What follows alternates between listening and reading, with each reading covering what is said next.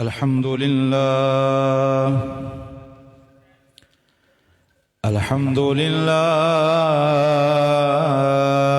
رب العالمين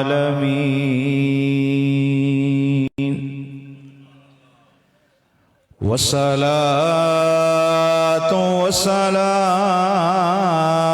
على سيده الأنبياء على سيده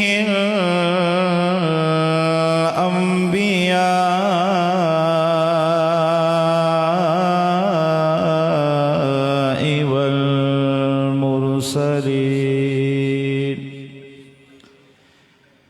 وعلى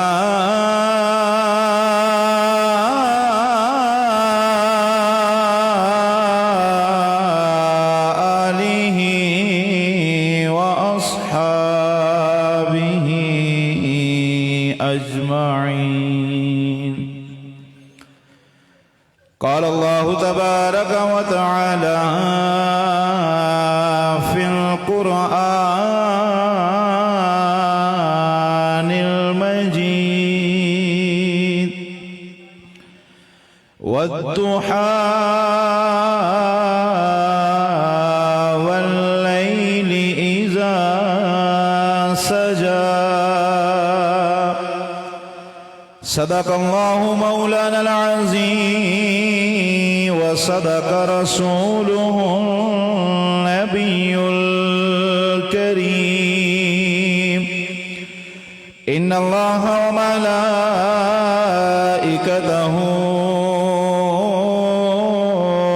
يصلون على النبي يا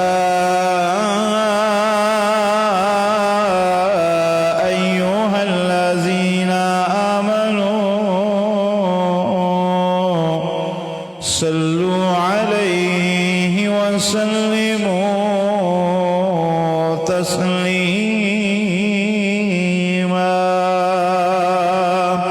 اللهم صل على سيدنا ومولانا محمد وعلى آل سيدنا ومولانا محمد وبارك وسلم وصل عليه.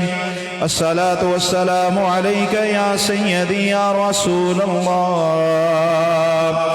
الصلاة والسلام عليك يا سيدي يا حبيب الله وعلى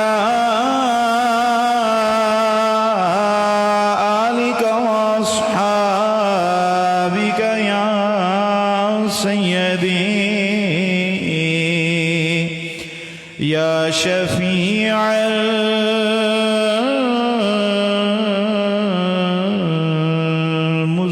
المذنبين.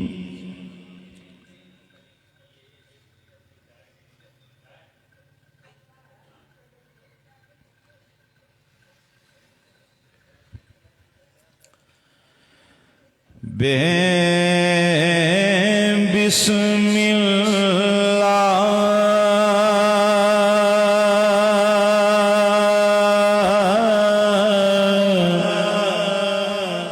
اسم اللہ دا اے بھی گینا بھرا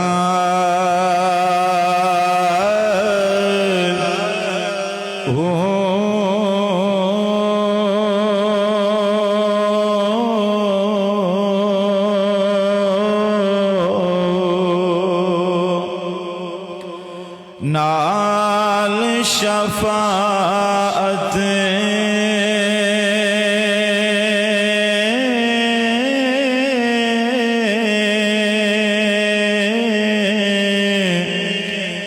سرے ورے عالم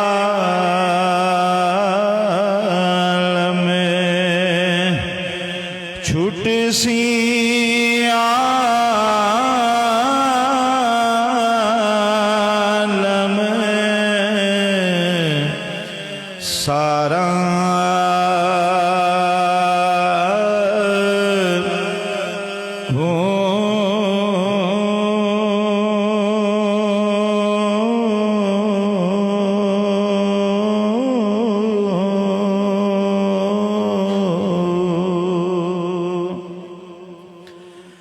حدوں بے حد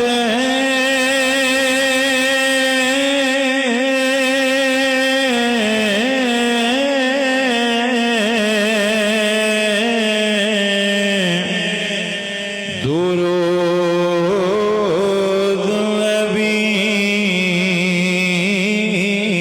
تے جیدہ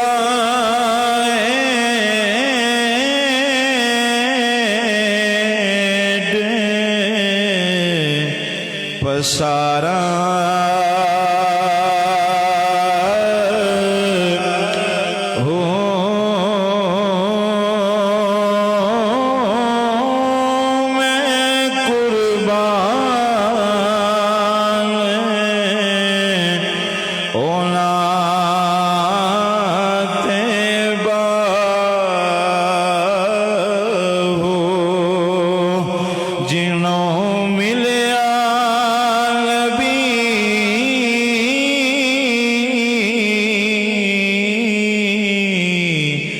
سہانا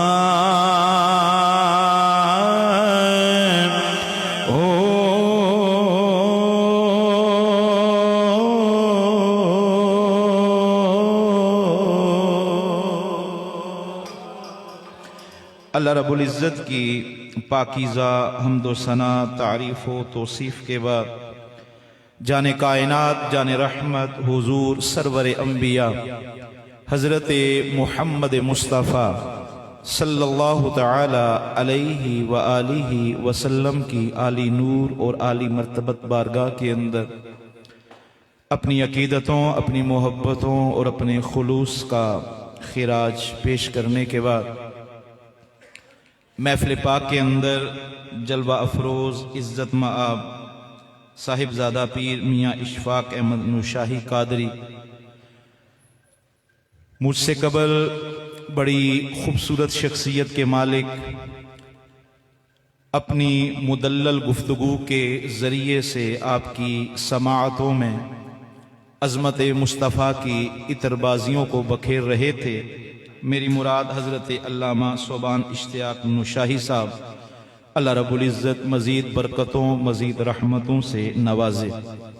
میری دائیں جانب حضرت علامہ حافظ توقیر فیاض صاحب، خدا کی ذات مزید برکتوں اور رحمتوں سے نوازے۔ بڑی عزتوں کے لائق الحافظ القاری قاضی بدر نوید صاحب، اس محفل پاک کے اندر جتنے بھی احباب تشریف لائے، میرا مالک سب کو قدم قدم سانس سانس کے بدلے میں جزائے خیر عطا فرمائے۔ اس محفل پاک کے روح رواں میرے مخلصین دوستوں میں سے جناب محترم یاسر محمود جنجوعہ صاحب، جن کی کاوش سے آج ہم ذکر مصطفیٰ سننے کے لیے یہاں حاضر ہوئے ہیں، میرا مالک ان کو ان کے اہل خانہ کو دین و دنیا کی برکتیں اور رحمتیں عطا فرمائے۔ مجھ سے قبل علامہ صاحب نے بڑا جاندار خطاب فرمایا، لیکن آپ احباب اگر تھوڑا سا ذوق کا اظہار کرتے تو وہ یقیناً اس سے بھی زیادہ سونا خطاب آپ کے سامنے رکھتے۔ آپ حضور کے میلاد میں آئے بیٹھے ہیں، اور یہ بات یاد رکھیے گا، یہ محفل نصیب والوں کو نصیب ہوا کرتی ہے۔ اس لیے آپ کے یہ جو تحائف ہوتے ہیں نا، سبحان اللہ ماشاء اللہ کے، جہاں پر ہماری تقریر لکھی جاتی ہے وہاں پر آپ کا سبحان اللہ اور ماشاء اللہ بھی لکھا جاتا ہے۔ جو آیت مقدسہ میں نے پڑھی ہے اسی پر چند باتیں آپ کے گوش گزار کر کے اجازت چاہوں گا۔ حضرت امام فخر الدین رازی علیہ الرحمہ نے التفسیر الکبیر کے اندر والضحیٰ کے جو معانی اور واللیل کے معانی نقل فرمائے ہیں، وہ ترتیب وائز سارے تو میں آپ کے سامنے نہیں رکھ پاؤں گا، لیکن دو چار پر گفتگو کروں گا۔ مجھے امید ہے کہ آپ اپنی محبتوں سے اور اپنے پیار سے نوازتے رہیں گے۔ کافی سارے چہرے ہیں جو میں نے دیکھے ہوئے ہیں، چند چہرے ہیں جو انجان ہے، اس لیے ہماری جان پہچان آج کی نہیں ہے، ہماری جان پہچان آج سے 8 سال 10 سال پہلے کی ہے۔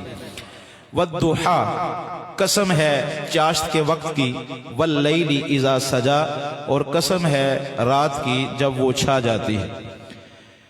اس آیت پر گفتگو کرنے سے قبل مجھے یہیں پر بیٹھے بیٹھے حضرت شیخ عبدالحق محدث دہلوی علیہ الرحمہ کا ایک قول یاد آیا۔ اللہ رب العزت نے ان آیات سے قبل جو لفظ فاؤ واؤ ارشاد فرمایا وہ واؤ قسمیہ کے معنی میں لیا جاتا ہے۔ یہ واؤ قسمیہ کیا ہوتی ہے، اس کے مقاصد کیا ہوتے ہیں، اس کے رموز کیا ہوتے ہیں، یہ بحث علماء مفسرین نے اور بالخصوص امام جلال الدین السیوطی علیہ رحمہ نے نقل فرمائی ہے، لیکن اس وقت جو شیخ محقق کا قول ہے وہ آپ کے سامنے رکھنے لگا ہوں۔ آپ فرماتے ہیں کہ دو طرح کے علماء کے طبقے ہیں، ان میں سے کچھ احباب یہ بحث فرماتے ہیں کہ آیا سرزمینیں اس کائنات کے اندر سب سے زیادہ اللہ پاک نے درجہ سرزمین مکہ کو عطا فرمایا ہے یا سرزمین مدینہ کو عطا فرمایا ہے؟ آپ فرماتے ہیں کہ ایک طبقہ وہ ہے جو دلائل دیتا ہے اور ان کے دلائل میں بڑی جان ہے، بڑا وزن ہے، وہ کہتے ہیں کہ سرزمین مکہ افضل ہے۔ لیکن آپ فرماتے ہیں کہ دوسری طرف وہ علماء جو کہتے ہیں کہ سرزمینہ مدینہ افضل ہے، ان کے دلائل بھی بڑے مضبوط ہیں، ان کے پاس بھی حوالہ جات بڑے مضبوط قسم کے ہیں۔ شیخ محقق سے پوچھا گیا کہ آپ کیا کہتے ہیں، مکہ افضل ہے یا مدینہ افضل ہے؟ جو چار بندے مجھے محسوس کر رہے ہیں کہ میں آپ کے سامنے بول رہا ہوں، ان کی ذرا توجہ لینا چاہوں۔ شیخ محقق سے پوچھا کہ آپ کیا کہتے ہیں، مکہ افضل ہے یا مدینہ افضل ہے؟ تو آپ نے فرمایا کہ قرآن پڑھو۔ رب کائنات فرماتا ہے لا اقسم بہذا البلد، محبوبہ تیرے شہر مدینہ کی قسم، وانت حل بہذا البلد، اس شہر کی قسم ہم اس لیے نہیں اٹھا رہے ہیں کہ اس کے اندر مقام ابراہیم پایا جاتا ہے، وہ شہر مکہ ہو یا شہر مدینہ ہو، لیکن بیسک دلیل کیا ہے، وجہ کیا ہے؟ اس لیے قسم نہیں اٹھا رہے کہ یہاں پر چاہے زمزم ہے، اس لیے قسم نہیں اٹھا رہے کہ یہاں پر سقف کعبہ پائی جاتی ہے، اس لیے قسم نہیں اٹھا رہے کہ یہاں پر صفا و مروہ کی پہاڑیاں ہیں، وَأَنْتَ حِلٌّ بِهَذَا الْبَلَدِ، قسم اس لیے اٹھا رہے ہیں کہ مکے کی زمین نے تیرے سانسوں کی خوشبو لی ہے، تیرا رہنا اس لیے قسم اٹھا رہے ہیں۔ تو شیخ محقق نے کہا کہ اگر مجھ سے پوچھتے ہو تو فقیر کا مذہب یہ ہے، کملی والا مکے میں رہے تو مکہ افضل ہے، مدینے والا ڈیرا جا کے مدینے میں لگا لے، رب مدینے کو فضیلت عطا فرما دیتا۔ اچھا، یہ بات یہاں پر ختم نہیں ہوتی، بات آگے چلتی۔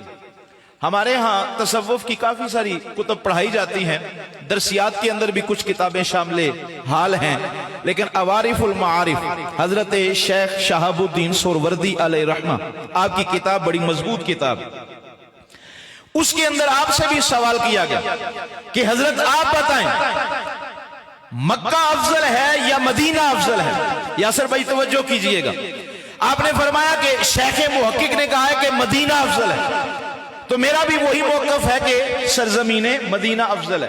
تو پھر آپ سے سوال کیا گیا کہ اگر مدینہ افضل ہے تو لوگ جنت کی دعائیں کیوں کرتے ہیں، لوگ خدا سے جنت کیوں مانگتے ہیں؟ آپ نے بڑا باکمال جملہ ارشاد فرمایا، آپ نے فرمایا سجنا تو سمجھ نہیں سکا ہے، مدینے والا مکے میں ڈیرا لگائے مکہ افضل ہو جاتا ہے، کملی والا مدینے میں آ جائے رب مدینے کو فضیلت عطا فرما دیتا ہے، زہرا کا بابا اپنا ڈیرا جنت میں لگا لے، رب جنت کو فضیلت عطا فرما دیتا ہے۔ یہ جتنی بہاریں ہیں یہ چہرہ والضحیٰ کی وجہ سے، یہ زلف واللیل کی وجہ سے، یہ وجود مصطفیٰ کی وجہ سے ہیں۔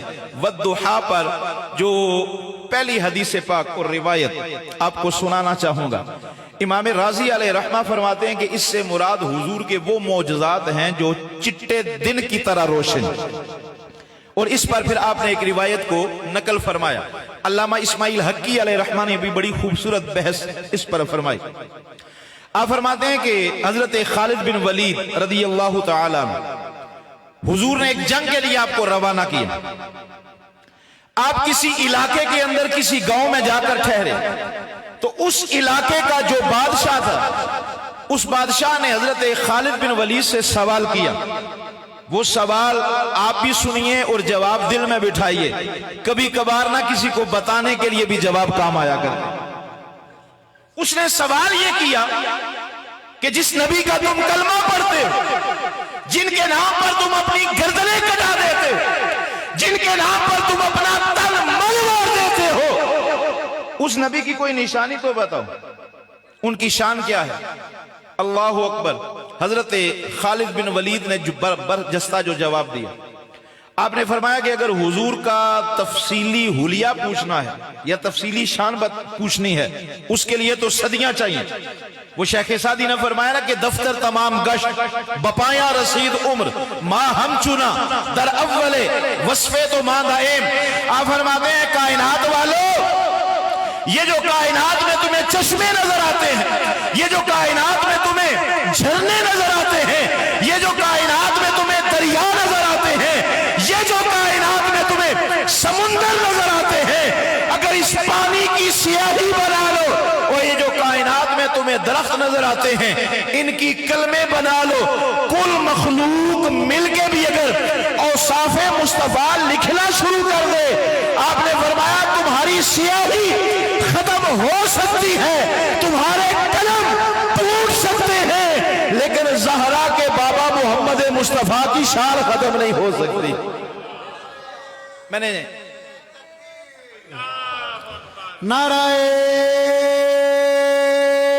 رسالت، نعرہ حیدری، نعرہ غوثیہ، جشن میلاد مصطفیٰ، علماء اہل سنت۔ میں بات کو جلدی اپنے نقطے کی طرف لے کے جاؤں۔ علامہ اسقلانی نے اس کو المواہب کے اندر بھی نقل فرمایا۔ آپ فرماتے ہیں اس بادشاہ نے سوال کیا کہ حضور کا حلیہ بتاؤ، سرکار دکھنے میں کیسے لگتے تھے، سرکار بیٹھتے تھے تو کیسے لگتے تھے، کملی والے اٹھتے تھے تو کیسے لگتے تھے، مدینے والے مصطفیٰ کی گفتار کیا تھی، رفتار کیا تھی۔ اللہ اکبر۔ میری طرف دیکھیے، حضرت خالد بن ولید نے جو جملہ بولا، آپ نے فرمایا کہ الرسول علی قدر المرسل۔ اس کا معنی کیا ہے؟ اس کا معنی یہ ہے کہ اگر یہ تو جاننا چاہتا ہے نا کہ حضور کا مقام کیا ہے، قبلی والے کا منصب کیا ہے، عظمت مصطفیٰ کیا ہے، رفعت مصطفیٰ کیا ہے، تو پھر یہ دیکھ کہ اس مصطفیٰ کو رحمت للعالمین اس نے بنا کے بھیجا ہے جو کل کائنات کے لیے رب العالمین ہے، جو کل کائنات کے لیے رب العالمین ہے۔ گویا آپ نے فرمایا کہ زمین کی پنہائی سے لے کر آسمان کی بلندی تک، اور آسمان کی بلندی سے لے کر شرق تک اور غرب تک، معرفتوں میں سے کوئی معرفت ایسی نہیں ہے، علوم میں سے کوئی علم ایسا نہیں ہے، فضیلتوں میں سے کوئی فضیلت ایسی نہیں ہے جو رب نے مصطفیٰ کے سینے میں داخل نہ فرما دی۔ اعظم چشتی علیہ رحمہ، آج بھی سوال تو یہ اٹھتا ہے کہ نعوذ باللہ حضور تو ہمارے جیسے دکھتے تھے، نظر آتے تھے، لیکن ہمارے بابوں نے ان سوالوں کے جواب دے کے دنیا سے رخصتی حاصل کی۔ آپ فرماتے ہیں کہ ویکھن نو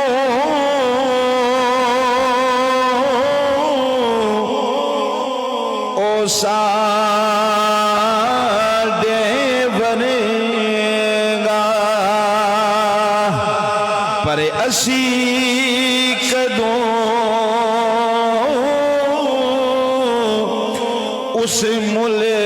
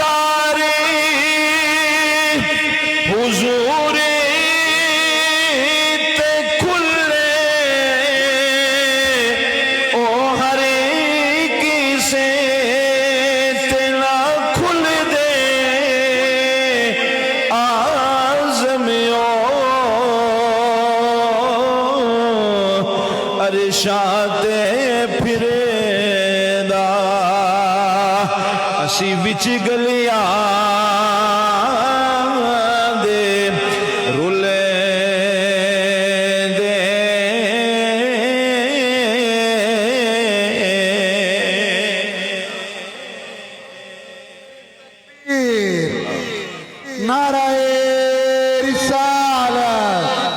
जश्न मिलाद मुस्तफ़ा।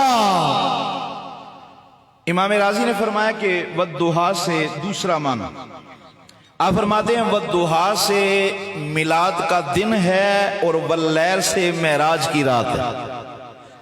अगर मैं अपनी जुबान में कहना चाहूं तो रब कसम उठा के कहता है महबूबा तू जाए फिर भी सोना लगता है, तू आए तो फिर भी सोना लगता है।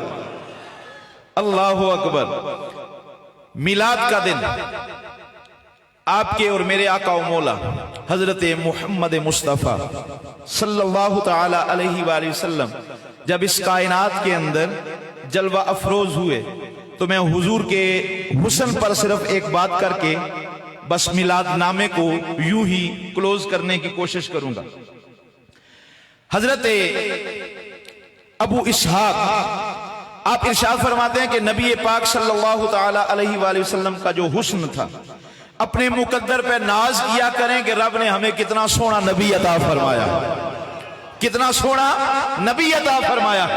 आप फरमाते हैं कि मैंने अजीब मामला देखा, और वो अजीब मामला क्या था? मैंने देखा कि सारे सहाबा काबे का तवाफ कर रहे हैं और काबे के तवाफ के दौरानिये में सरकारे दो आलम सल्लल्लाहु ताला अलैहि वसल्लम एक ऊंटनी पर सवार है और हुजूर भी काबे का तवाफ कर रहे हैं। आप फरमाते हैं मेरी अचानक निगाह पड़ी, दूर एक औरत खड़ी हुई है और वो हुजूर के चेहरे को ना टिकटिकी बांध के देख रही है। बाकी लोग काबे का तवाफ कर रहे हैं लेकिन वो औरत है कि हुजूर को देखे ही देखे जा रही है, आंखों को छपकाती भी नहीं है। कमली वाले के चेहरे पर निगाहों को अटका के रखा हुआ है। ये उनका अकीदा है जिन्होंने अकीदा मेरे मुस्तफा से लिया, ये उनकी सोच है जो हुजूर की मादे तरबियत में पलने वाले लोग। अबू इसहाक फरमाते हैं मैं उस औरत के पास गया, मैंने कहा बीबी कहां से आई? उसने कहा मैं हमदान के इलाके से आई। कहा अगर हमदान के इलाके से आई है तो इतना सफर करके आई है, तू काबे का तवाफ नहीं कर रही है, इसकी क्या वजह है? जंडी वालों अफसोस रहेगा, आपके सामने रब का कुरान पढ़ा जा रहा है, हदीसे रसूल पढ़ी जा रही है, ट्रैक्टरों ने तो फिर भी आना है, फिर भी चले जाना है। ये मौके तो कभी कभी मुयस्सर आते हैं, क्या वजह है?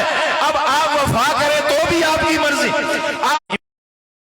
इमाम अस्कलानी अलैहि रहमा फरमाते हैं जब हुजूर को सबसे पहले हजरत अब्दुल मुत्तलिब ने अपने हाथों में लिया ना तो बेसाख्ता जो आपकी जुबान से जुमले निकले थे, आपने फरमाया था अल्हम्दुलिल्लाहिल्लज़ी आतानी हाज़ल गुलाम अत्तय्यिब अरदानी। ऐ मेरे मौला तेरा लाख लाख शुक्र है, तूने मुझे इतना सोना पोता अता किया है जो चेहरे से निकाब हटाए तो अर्श का चाँद भी शर्मा के मुंह छुपा लेता है। ये वो मकाम है जो रब ने तेरे और मेरे नबी मोहम्मद मुस्तफा को अता फरमाया, तेरे और मेरे नबी को अता फरमाया है। आला हजरत अलैहि रहमा आप फरमाते हैं कि हाजियों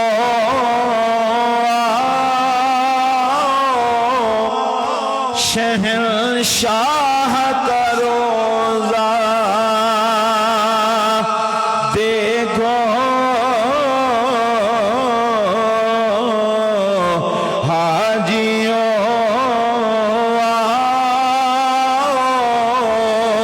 शहंशाह का रोज़ा देखो, अरे काबा तो देख चुके, काबे का काबा देखो।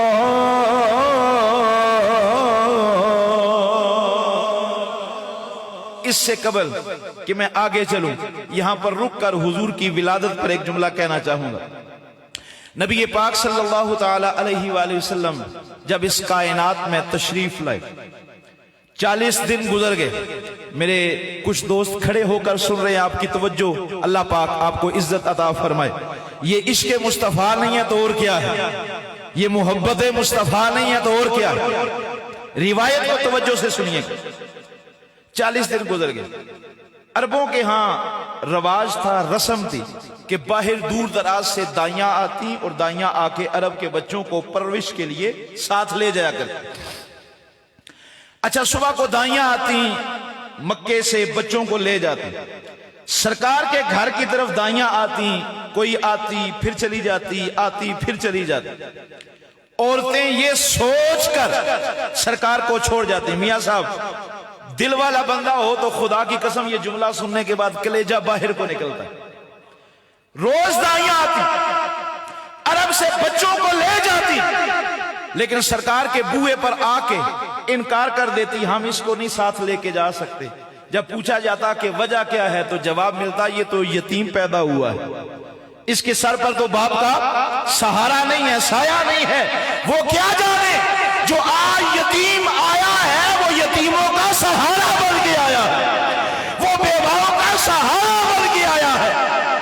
40 دن گزر گئے، 40 دن کے بعد شام کے وقت دروازے پر دستک ہوتی،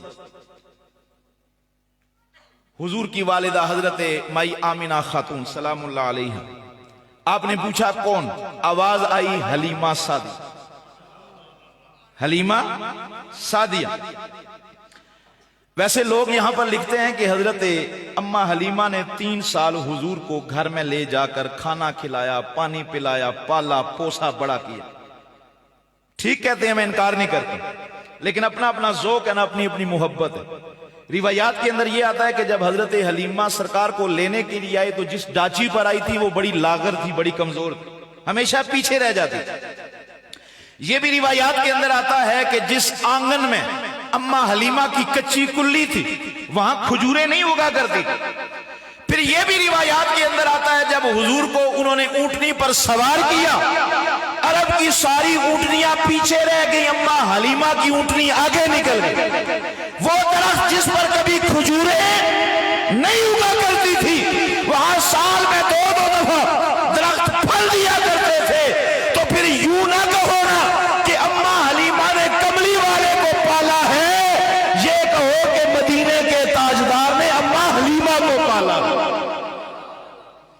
اعظم چشتی علیہ رحمہ پھر مجھے یاد آ گیا، آپ فرماتے ہیں کہ کون آیا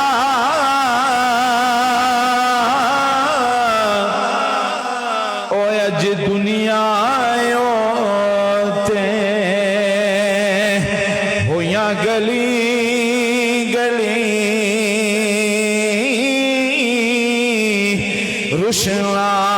روشنائیاں او ابراہیمی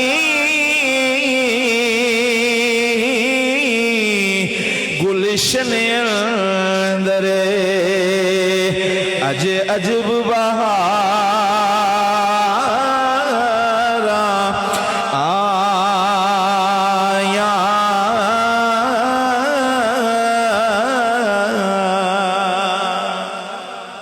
تے جس نو حاصل کرن دی خاطر پیاں مکے وچ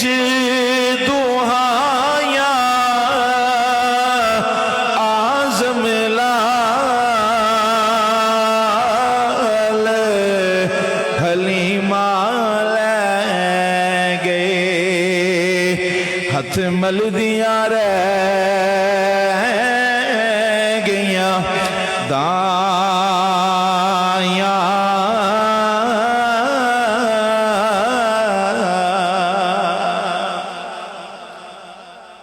اب تو آپ جاگے ہیں کہیں جا کے آدھے گھنٹے کے بعد، چلیں باہر کہف میں 10 منٹ کے اندر اپنی بات کو کلوز کرتا ہوں۔ مائی آمینہ فرماتی ہیں کہ دروازے پر دستک ہوئی، حضرت حلیمہ سعدیہ اندر آئی۔ میں نے کہا بی بی کیسے آنا ہوا؟ یار توجہ میری طرف، یہ بڑے قیمتی لمحات ہیں، ان جملوں کو سینے میں اتاریے گا۔ کیسے آنا ہوا؟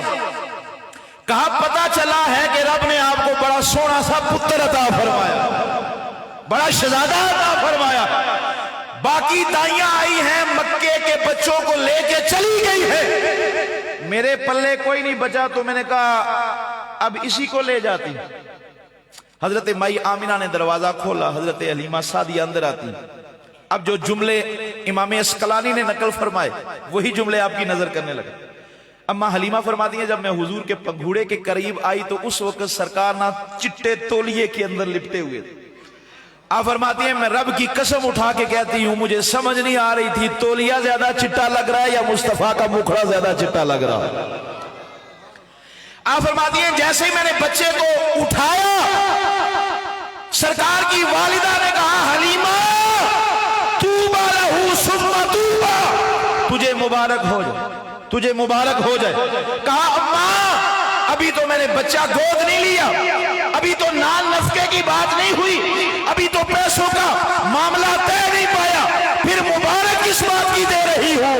جنڈی والوں جاگنا. سرکار کی والدہ نے کہا آج 40 دن ہو گئے ہیں، صبح کو دائیاں آتی ہیں دیکھ کے چلی جاتی ہے، شام کو دائیاں آتی ہیں دیکھ کے چلی جاتی ہیں، تو پہلی دائی ہے جس کو مصطفیٰ نے آنکھ کھول کے دیکھا ہے. تو کوئی عام دائی نہیں ہے، قسمت والی ہے جس کو مصطفیٰ دیکھ رہا ہے. حضرت اماں حلیمہ فرماتی ہے میں نے حضور کو گود لیا، بات طے ہوئی.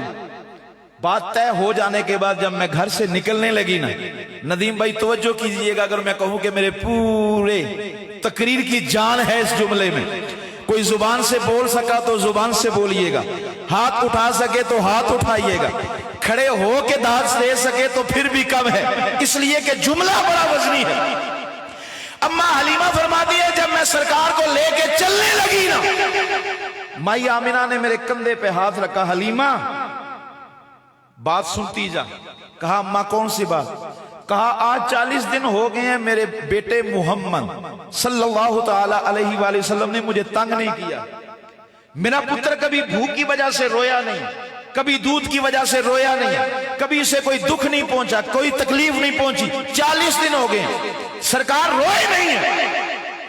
اماں حلیمہ نے سوچا ہوگا کہ اس میں کیا کمال ہے، لیکن عمومی طور پر آپ جانتے ہیں بچے کبھی پیٹ درد کی وجہ سے روتے ہیں، کبھی سردی کی وجہ سے روتے ہیں، کبھی گرمی کی وجہ سے روتے ہیں، کبھی دودھ کی پیاس کی وجہ سے روتے ہیں، کبھی کس بیماری میں کس بیماری میں کس بیماری میں. اب جس کا عقیدہ میرے عقیدے کے ساتھ ملے صرف وہ بولے، جس کا نہیں ملتا میں اس سے داد کا طالب نہیں ہوں. کہا آج 40 دن ہو گئے ہیں نہ میرا بیٹا پیاس کی وجہ سے رویا ہے نہ درد کی وجہ سے رویا ہے، 40 دنوں میں میرا پتر رویا نہیں ہے. اماں اس میں کمال کی کون سی بات ہے؟ کہا حلیمہ اس میں کمال یہ ہے جو بیٹا 40 دنوں میں رویا نہیں ہے، رب نے مجھے وہ پتر دیا ہے، وہ لخت جگر دیا ہے جو کائنات میں پلنے کے لیے نہیں آیا ہے، ساری کائنات کو پالنے کے لیے آیا. نعرہ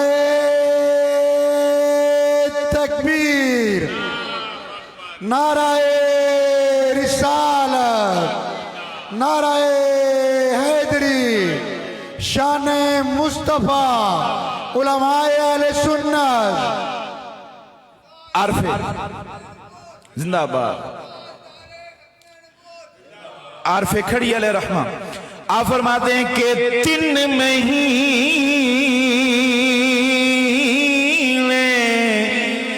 ہو یارو رجی خلیقت تے ویکھ یوسف کنعانی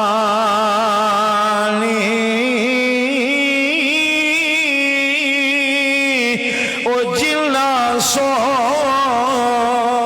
سونا محمد ڈیٹھا او رج گئے دوہاں جہانی.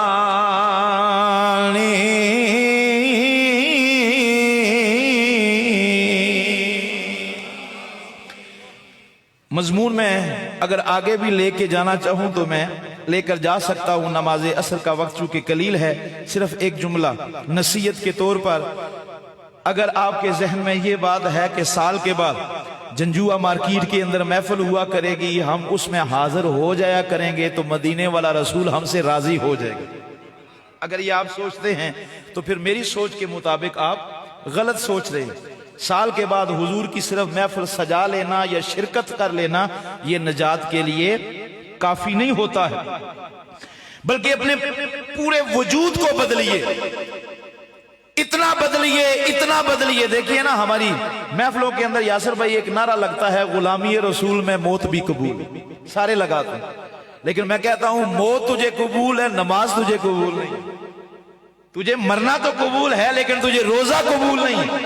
اس غلامی کا سرکار نے کیا کرنا ہے کہ اگر تیری غلامی قبر رسول میں کملی والے کو راضی نہ کر سکی، نہیں، تیرا اخلاق اتنا ستھرا ہونا چاہیے، تیرا بولنا اتنا میٹھا ہونا چاہیے، تیری آنکھوں میں اتنا حیا ہونا چاہیے، تیرا قول اتنا ستھرا ہونا چاہیے، تیرا فعل شریعت کے تابع ہونا چاہیے، تاکہ اگر تو دور سے بھی آئے لوگ اٹھ کے کہیں وہ یار کوئی عام بندہ نہیں آ رہا، محمد عربی کا غلام آ رہا۔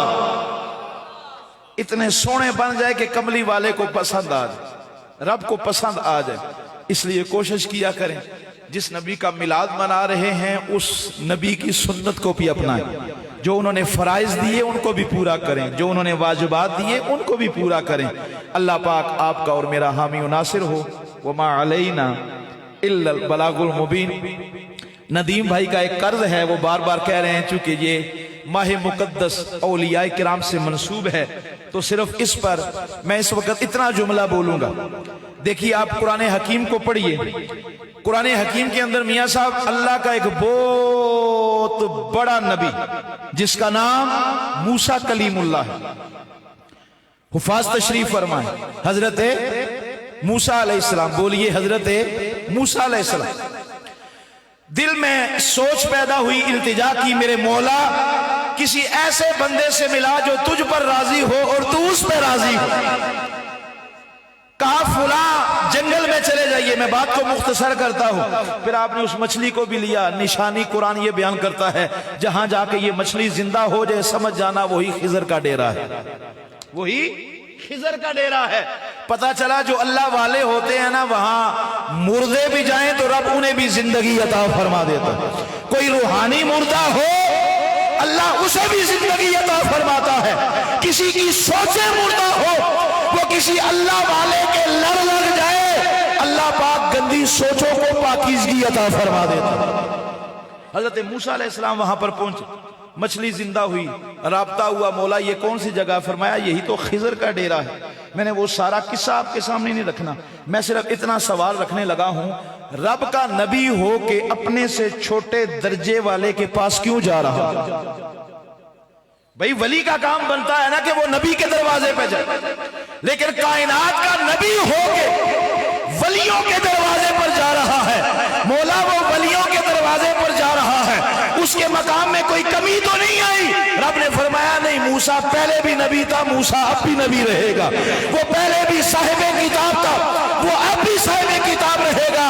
نبی کو ولیوں کے دروازے پر اس لیے بھیجا ہے تاکہ لوگ شرک اور بدعت کا فتویٰ نہ لگا سکیں۔ ولیوں کے دروازوں پر جانا یہ نبیوں کی سنت بھی ہوتا ہے، رب کا آرڈر بھی ہوا کرتا ہے۔ اس لیے اس سنت کو اپنانے سے بھی خدا اپنا کرم عطا فرماتا ہے، اپنا فضل عطا فرماتا ہے۔ خلوص دل سے دعا کرتا ہوں اللہ پاک یاسر بھائی کو آبادیاں عطا فرمائے۔ یہ بے شک 7 سمندر دور ہیں لیکن پھر بھی الحمدللہ رابطے میں رہتے ہیں۔ اللہ پاک ان کے اموال